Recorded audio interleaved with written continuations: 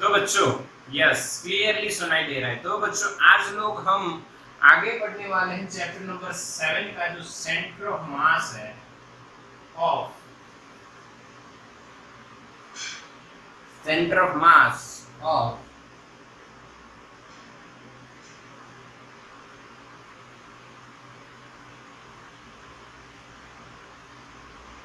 Body. आज का topic का नाम है बच्चों centre of mass of body. Uniform body नहीं है, देव चौकसी कह रहे हैं यूनिफॉर्म बॉडी। देव चौकसी मूविंग बॉडी नहीं बच्चों, नो मूविंग बॉडी। ये है कुछ मिस्ट्री। चलो मिस्ट्री को आप मैं पढ़ाता हूँ, आप बताना क्या है मिस्ट्री। आ जाओ चलो समझते हैं। तो बच्चों ध्यान से देखना, एक मैं यहाँ पे लिख रहा हूं एग्जाम्पल के तौर पे यूनिफॉर्म डिस्क। एक यूनिफॉर्म डिस्क है, ठीक है, ये उसका सेंटर ऑफ मास है। मान लो वो ओरिजिन पे है। समझ में आ रही है मेरी बात? एक यूनिफॉर्म सर्कुलर डिस्क है। समझ में आ रही है मेरी बात कि नहीं आ रही है? बोलो आके ना बेटा।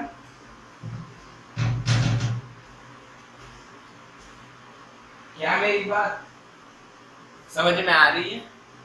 ये एक बच्चा लोग डिस्क है, ओके, 2D बॉडी, ओके। अब हम क्या करते हैं, हाँ ये पूरा यानी इस तरह से यूनिफॉर्मली डिस्ट्रीब्यूटेड मास वाली बॉडी। अब हम क्या करते हैं, हाँ अब हम क्या करते हैं बच्चों कि मान लीजिए ये जो बॉडी है बच्चों, ये x मान लीजिए, ये y मान लीजिए, यानी ये बॉडी 2D है बच्चों, ओके। अब इसमें से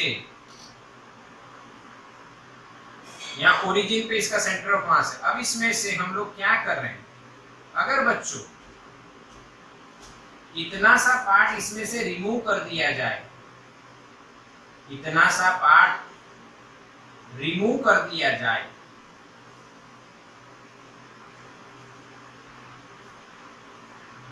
तो जो पार्ट बचेगा उसका सेंटर ऑफ मास यहाँ होगा या यहाँ पे शिफ्ट हो चुका होगा, कहीं पे भी, यहाँ पे कि कहीं पे भी शिफ्ट हो चुका होगा। यस और नो बेटा, यस और no? When there are some portions which are removed from the body, then the center of mass of the body changes. Why? Very good. Why? क्यों? ले भाई, पहले ही दिन बताया था, एक क्वेश्चन आता है कि why, क्यों भाई? ऐसा नहीं बताया था, भूल गए का? ई याद नहीं है तुमका? तुम ई भूल गए का? अब इसका ढक्कनवा थोड़ा सा निकाल दीजिए, हाँ, तो अब का सेंटर ऑफ मास यही रहेगा ना, वो थोड़ा सा मूव हो जाएगा इधर, क्योंकि मास घट गया। मास घट गया तो सेंटर ऑफ मास जहां था वहां से चेंज हो जाएगा, इसलिए यहाँ पे सेंटर ऑफ मास था, अब वो यहाँ पे आ जाएगा। तो इस सेंटर ऑफ मास का पोजीशन वेक्टर कहाँ है, कहाँ है ये सेंटर ऑफ मास, ये आपको फाइंड करना है। तो centre of mass of blank body यानी कटिंग बॉडी बोल सकते हो, हाँ क्या बोल सकते हो? कटिंग बॉडी, कटिंग चाय वाली बात है, कटिंग बॉडी। समझ में आया? ये आप और इंग्लिश मेरे से अच्छा जानते हो, आप कुछ भी मुझे बता सकते हो, नहीं जानते हो तो इसको याद रखो। हाँ, centre of mass of the cutting body or a body which loses some part or from which some part is removed। आप जो बोलो बच्चे, आपकी मर्जी, हम मान लेंगे और क्या।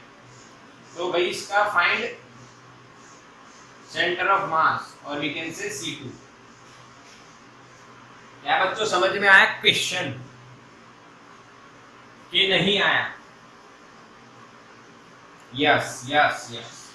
अब इसका लॉजिक समझेंगे, यहाँ पे लॉजिकल सॉल्यूशन। लॉजिकल सॉल्यूशन सिखाया।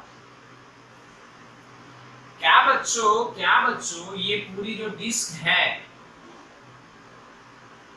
ओके, ये disk removed part plus remaining part के कॉम्बिनेशन से बनी हुई मान सकते हैं? यस और नो मेरे बच्चों? अरे आया कि नहीं? समझ में आया कि नहीं बच्चों? हाँ कि ना? अरे नहीं आया? अरे मैसेज करो आया कि नहीं? यस यस आया, आया। तो इसका सेंटर ऑफ मास हमने कहा माना था? सेंटर ऑफ मास हमने मान लिया भाई 0 0 ओरिजिन, ओके। इसका हम लोग बोल देंगे x1 y1, इसका हम बोल देंगे x2 y2 यानी कि r2, इसका r1, इसका rcn। समझ में आ रहा है कि बच्चों? नहीं? यस और नो? ये मानना है कि टोटल कंबाइंड पोर्शन जो था रिमूव्ड एंड रिमेनिंग का, वो जो टोटल था उसका सेंटर ऑफ मास कहाँ है बच्चों? ओरिजिन पे। अब बच्चा लोग इसका मास मान लीजिए m1 है, इसका मास मान लीजिए m2 है, तो इसका कितना होगा? m1 प्लस m2 यानी कि टोटल m। पक्का कि कच्चा? कच्चा कि पक्का? समझ में आया? तो अब आपको पता है पोजीशन वेक्टर ऑफ Cn क्या होगा? तो बच्चों वही होगा जो पहले था, RCm बराबर m1 r1 plus m2 r2 upon m1 plus m2। बच्चा लोग समझ में आया? यस, बिल्कुल क्लियर, बिल्कुल क्लियर। अब यानी आप इसको 0 मानोगे तो बच्चों 0 बराबर m1 r1 plus m2 r2, और ये इधर मल्टीप्लाई होगा तो ये भी 0। तो हमें फाइंड करना है बच्चों r2। तो r2 क्या होगा? m1 अपॉन m2 आगे आएगा माइनस इंटू r1। यस और नो? इसको सब्जेक्ट बनाना है तो इसको उधर ले जाना पड़ेगा, तो माइनस हो जाएगा और m2 नीचे जाएगा क्योंकि यहाँ पे मल्टीप्लिकेशन में, तो सामने वो नीचे जाएगा। बिल्कुल पक्का? m1 is the mass of removed part and m2 is the mass of remaining part। क्या बच्चों आप ऐसा लिख सकते हो? m2 is equals to total mass minus m1। ये भी एक छोटा सा लॉजिक है। इसका मास कितना? टोटल में से m1 निकालो इतना। यस और नो? बस यही करना है आपको, बस यही तो करना है। बट ये जो मास है इसको निकालने में थोड़ा लॉजिक है, वो एग्जाम्पल में सिखाया जाएगा बच्चों। तो इसका स्क्रीनशॉट ले लो फटाफट। तो बच्चों आपका हो गया स्क्रीनशॉट, तो हम इसको हटा देते हैं। और फॉर्म ऑफ कटिंग बॉडी, भाई कटी हुई बॉडी जो है उसका सेंटर ऑफ मास कहाँ है? कटिंग चाय का सेंटर ऑफ मास कहाँ है? अच्छा, कटिंग चाय को कटिंग क्यों बोलते हैं बताओ? चलो बताओ, कटिंग चाय को कटिंग क्यों बोलते हैं? कटिंग चाय को कटिंग क्यों बोलते हैं? क्योंकि कटिंग चाय बेटा कट हुई होती है, थोड़ी बहुत कम होती है। लॉजिकल बात। यस और नो? चलो एक देखते हैं एग्जांपल, जो बढ़िया सा वही अभी जो देखा वही डिस्क की बात करते हैं, एक एग्जांपल की बात करते हैं। सुपर डुपर एग्जांपल है। देखो कितना बढ़िया लिखा है, ये अपना पेंटिंग है, जोरदार। एग्जांपल में बच्चों हम डिस्क देखते हैं जो यूनिफॉर्म है। कैसी है? यूनिफॉर्म। बच्चों यूनिफॉर्म का मतलब ये होता है कि वो नॉन यूनिफॉर्म नहीं है। सही है? यूनिफॉर्म का मतलब क्या है? कि वो नॉन यूनिफॉर्म नहीं। बच्चों यूनिफॉर्म का मतलब है उसका मास यूनिफॉर्मली डिस्ट्रीब्यूटेड है। मास, यस। ओहो, देव चौकसी को बहुत ज्ञान है, बहुत ज्ञान है। बच्चे में थोड़ी जान है, क्योंकि जब तक है जान तब तक पढ़ाएंगे हम। आओ बात करते हैं यूनिफॉर्म बॉडी की। और डिस्क है वो, this is the centre. Again, अच्छा एक क्वेश्चन आया था, यस यस, प्रिंस का एक क्वेश्चन था, व्हाई आरसीएम इज 0, यस और नो प्रिंसू? अरे प्रिंसू, प्रिंसू मेरा क्वेश्चन था ना। हाँ बच्चा, वो मैंने माना है, हम मानते हैं, हम मानते हैं ओरिजिन। निसर्ग को पता है, निसर्ग को सब पता है, क्योंकि इसके ग्रह पे ऐसा ही होता है। बहुत दिन से भूल गए थे ना, निसर्ग बहुत दिन से भूल गए कि ग्रह की बातें तो करते ही नहीं थे। प्लेनेट एन से आया हुआ प्राणी कह रहा है कि ओरिजिन है इसलिए 0 0, यानी वो हमने माना है। यानी यू कैन थिंक कि भाई, या you can suppose that center of mass of the body is at origin, because you can take any point as reference point or origin। आप किसी को ओरिजिन ले सकते हो प्रिंस। यानी आप अभी प्रिंस एक बात सोचो, आप मेरा डिस्टेंस मेजर कर रहे हो तो आप इसको ओरिजिन ले सकते हो, आप इसको भी ले सकते हो, किसी को भी। ओके, तो हमने इसका सेंटर ऑफ मास ओरिजिन पे मान लिया। ओके, ये पूरी डिस्क है। अब इस डिस्क की जो रेडियस है बच्चा लोग, वो आर है। कितनी है? आर है। और उसमें से r/2 की डिस्क ऐसे निकाली गई है, r/2 रेडियस की डिस्क निकाली गई। तो find out centre of mass of the remaining body. बच्चों समझ में आया? हाँ, यस यस। तो जो ये देखो, अब मैं आपको क्या सिखा रहा हूं, जो मैंने कंबाइंड बॉडी में सिखाया वही है। कंबाइंड बॉडी में 2 यूनिफॉर्म शेप होते थे, यहाँ पे भी 2 शेप मानो आप। देखो, एक रिमूव्ड बॉडी का शेप है और दूसरा रिमेनिंग बॉडी का शेप है। तो रिमूव्ड बॉडी को आप नंबर 1 दे दीजिए और रिमेनिंग बॉडी को आप नंबर 2 दे दीजिए। You can give alternative also, भाई इसको 1 दे दो और इसको 2 दे दो, आपकी मर्जी की बात है। यानी बच्चों, हमारे को ढूंढना का है, हमारे को ढूंढने का है R2। क्या ढूंढने का है? R2। हाँ के ना? क्वेश्चन ये रहेगा, find centre of mass of remaining body. क्या ढूंढने का है? Centre of mass of remaining body. तो बच्चों, you can write directly this equation, R2 is equals to minus m1 R1 upon m2। Yes और नो बच्चों? अभी बताया मैंने। ये कैसे आता है बच्चों? इसका मास m1, इसका मास m2, रिमेनिंग का m2, रिमेनिंग का m2 मास, इसका m1 मास, रिमेनिंग का पोजीशन वेक्टर R2, इसका R1। तो m1 R1 plus m2 R2 upon m1 plus m2 is equals to RCM। और RCM क्या मानोगे? 0। तो आपको R2 को सब्जेक्ट बना के मिलेगा minus m1 upon m2 into R1। क्या बच्चों, डन? ये फिर से याद करवा दिया। अगर आपको याद नहीं आता है तो 2-4 बार कीजिए, ऑटोमेटिक रह जाए। ओके, डन और नॉट?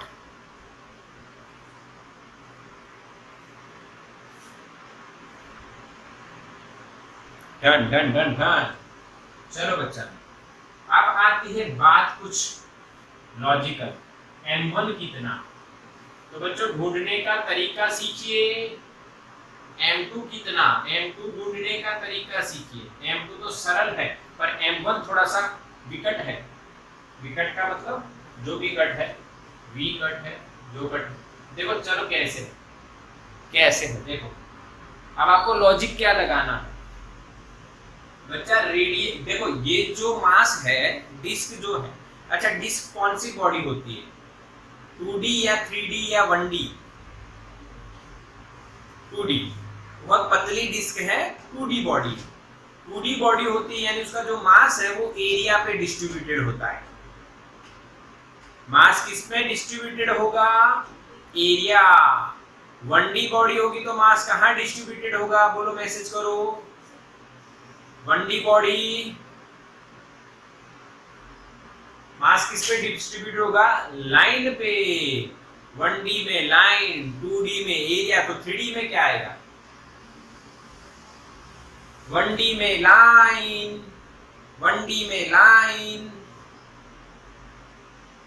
2D में एरिया, तो 3D में वॉल्यूम। लिख लो, लिख लो, सब लोग लिख लो। 1D है तो लाइन में मास डिस्ट्रीब्यूटेड है, 2D है तो एरिया में डिस्ट्रीब्यूटेड है, 3D है तो वॉल्यूम में मास डिस्ट्रीब्यूटेड है बच्चों। इसका सरल तरीका मैं आपको आगे बताऊंगा, पर अभी ऐसा लॉजिक बताऊंगा कि जो सरल से भी सरल है। तो लिख लिया सबने? यस। तो बच्चों पाई आर स्क्वायर में टोटल मास m यानी कि m1 प्लस m2, यस और नो?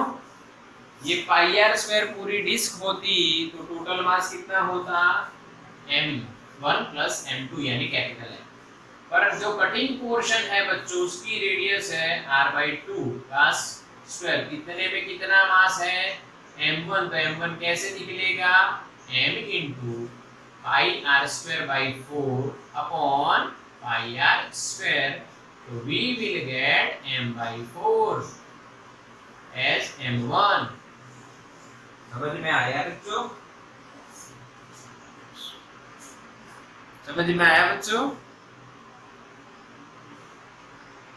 समझ में आया कि नहीं? मैसेज करो।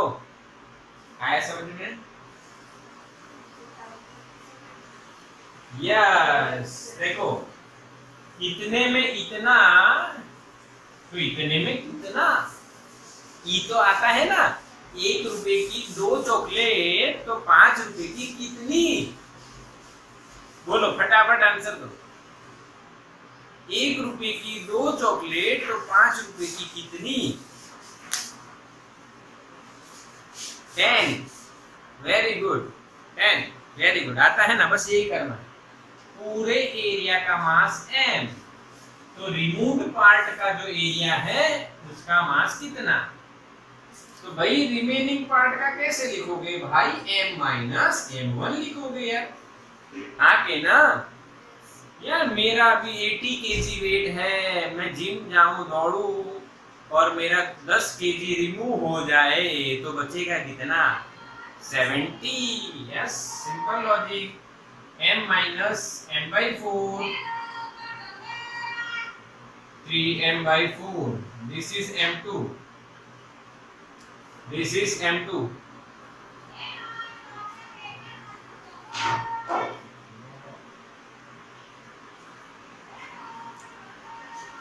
समझ में आया बच्चों? तो R2 क्या लिखोगे आप? बस कुछ भी नहीं सर। R2 आया आपका is equals to minus m1 की जगह m/4 और इसकी जगह 3m/4, m2 की जगह, और R1 क्या होगा यही चर्चा आपको करनी है। तो मैं लिख देता हूँ r/2 0। What is R1? Centre of mass के position vector of the removed part. तो ये यहाँ से रेडियस इसकी R2 है, तो ये कितना दूरी पे? x एक्सिस पे r/2, और x एक्सिस पे यानी y कंपोनेंट क्या होगा? 0। यस और नो?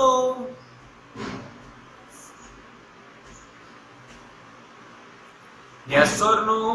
यस बच्चों, यस बच्चों, कोई डाउट नहीं है बच्चों। m/4 is cancel out, minus r/6, 0। This is our R2। क्या है बच्चों, समझ में आया? क्या बच्चों समझ में आया?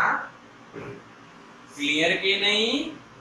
यस, यही बात आपको हर क्वेश्चन में करनी है।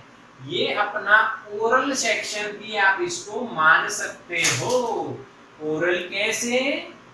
रिमूव्ड का एरिया, रिमूव्ड का area into total mass upon total area, removed का area into total mass upon total area. इतने एरिया में इतना तो इतने एरिया में इतना। हो गया? बिल्कुल समझ में आ गया कि कुछ डाउट है? तो नहीं है तो स्क्रीनशॉट होगा।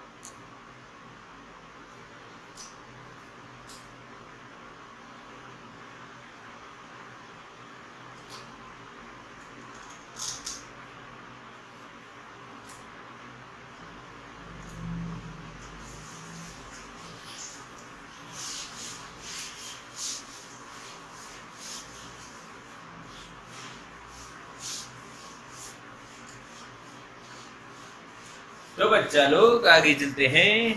चले क्या? चले एक और सम करवा ले तो बढ़िया। एक और एग्जाम्पल, ये बहुत दूर तक जाएगा, ये सिंपली आ जाएगा। देखते हैं। यूनिफॉर्म स्फीयर, स्फीयर का मतलब होता है गोला। क्या होगा? एक गोला, एक गोला मानो जो है बहुत गोला। ये है एक गोला जो है बहुत गोला। अब ये गोला गोला, ये गोला गोला हमसे कुछ बोला, ये गोला गोला हमसे कुछ बोला कि बच्चों मेरी रेडियस है बी। क्या आर मान ले, चलो आर रखते हैं। आर बच्चों मेरी रेडियस है आर, और आपने मेरे अंदर से निकाली छोटी सी गोली, गोले में से निकली गोली जिसकी रेडियस है स्मॉल ए, और उसका सेंटर है एक्स एक्सिस पे, और वो वाई एक्सिस से लगभग बी दूरी पे है। तो बच्चों ये समझ में आया कि नहीं? तो ये जो रिमूव पार्ट के बाद जो रिमेनिंग गोला नहीं, पता नहीं क्या से बचेगा, उसका सेंटर ऑफ मास आपको फाइंड करना। Find centre of mass of remaining body, removed नहीं, रिमेनिंग बॉडी। समझ में आया? आया? अब मेरे को एक बात बताओ, अब मास कहाँ डिस्ट्रीब्यूटेड होगा? चलो चलो जल्दी से बताओ, अब मास कहाँ डिस्ट्रीब्यूटेड है? लाइन पे, एरिया पे? मुर्तुजा, मुर्तुजा का करंट आंसर जो आया है वो करेक्ट है। यस, एरिया या वॉल्यूम? तो डेफिनेटली वॉल्यूम, वॉल्यूम वॉल्यूम। चलो अब हम डायरेक्टली हम लोग फाइंड कर देंगे R2 बराबर minus M1 upon M2 into R। सबको पता है कि सर यही करने वाले हैं। अब आपको निकालना है M1 और फिर M2। चलो बच्चा लोग ready? Ready? Okay. Total volume में M मास मान लो। टोटल वॉल्यूम में यानी लिख देता हूं अभी आपके लिए। M1 ढूंढने के लिए आप क्या करोगे? टोटल वॉल्यूम में M मास मान लो। ये गोले का वॉल्यूम तो पता है, गोले का वॉल्यूम क्या होता है? 4/3 पाई आर क्यूब होता है। उसमें M मास मानोगे तो रिमूव्ड वॉल्यूम कितना होगा? उसमें कितना मास मानोगे? इन दोनों का प्रोडक्ट। क्या बच्चों मैं सही हूं कि नहीं? इन दोनों का प्रोडक्ट डिवाइडेड बाय ये, तो ये कट हो जाएगा, बचेगा a cube by r cube. Yes और नो? M2 तो आप सीधा सीधा यही लिखोगे, टोटल में से M1 निकालो, M minus M into a cube upon r cube तो बच्चा लोग आप लिखोगे r cube minus a cube upon r cube into m common 1 minus a cube by r cube, LCM लीजिए, आंसर यही आएगा। क्या बच्चों समझ में आ रहा है? बिल्कुल क्लियर। तो बच्चों क्लियर दिख रहा है ना? डेटा कनेक्शन लॉस हुआ है। अच्छा, यूनिफॉर्म मैसेज आ रहा था, किसी बच्चे ने हमें बताया कि यूनिफॉर्म में एम रह गया। सॉरी बच्चों, वो एम यहाँ आ गया। कोई बच्चे ने कहा है कि यूनिफॉर्म में एम रह गया। बच्चों वो लिखा था पर वो थोड़ा नीचे आ गया। ओके चलो कोई बात नहीं, कोई बात नहीं। m1 भी पता चल चुका है, m2 भी पता चल चुका है, तो अभी यहाँ पे रख दो m1 की value m upon r cube into a cube और m2 की value r cube minus a cube into m upon r cube. r1 क्या रहेगा? तो इसको हम 1 माने हैं और रिमूव्ड पार्ट को हम 2 माने, रिमेनिंग को 2 और रिमूव्ड को 1। तो रिमूव्ड जो पार्ट है वो x एक्सिस पे है, यानी y और z दोनों 0 होंगे। क्यों y z है? क्योंकि ये 3D बॉडी है। ओके, अब x पे कितनी दूरी है? पे है ओरिजिन से b दूरी पे, तो यहाँ पे बच्चों आएगा b। यहाँ पे m बाई आर क्यूब और m by r cube cut हो जाएगा और ये बाकी का पोर्शन मैं अंदर लिख रहा हूँ। तो a cube b upon r cube minus a cube comma 0 comma 0। This is the answer of centre of mass of remaining body, not removed, remaining body. क्या समझ में आया? दूसरा एक और एग्जांपल हमने किया, बिल्कुल क्लियर हुआ आगे ना बच्चों? समझो, मैसेज कर सकते हो, नहीं हुआ है तो मैं आपको बता दूंगा फिर से। इतने में इतना तो इतने में कितना, बस ये लगाओ और आंसर लाओ। अच्छा, ये माइनस क्यों आया पता चल रहा है?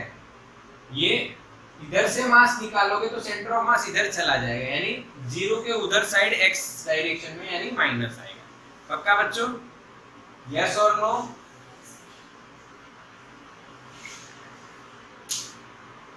यस।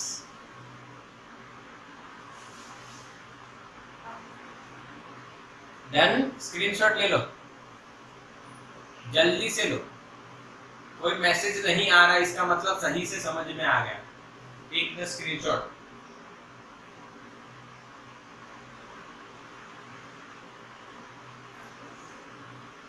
Done done done. चलो आगे चलते हैं, आगे चलते हैं। यानी कटिंग बॉडी का जो एग्जांपल अभी हमने देखा सीखा, वो यानी आपको आ चुका है बच्चों। आप चाहे और कोई भी एग्जांपल हो आपको आएगा। यानी बच्चों आपका सेंटर ऑफ मास बिल्कुल पक्का हो रहा है। देखो पहले हमने क्या देखा, फिर क्या देखते गए और अब क्या देख रहे हैं। अच्छा, हमने सिमेट्रिक का देख लिया था ना कि भाई वर्टिकल सिमेट्री हो, हॉरिजॉन्टल सिमेट्री हो, वो तो क्लियर हो गया। तो यानी हमारा ये पोर्शन बिल्कुल आपका पक्का है, बिल्कुल पक्का है बेटा।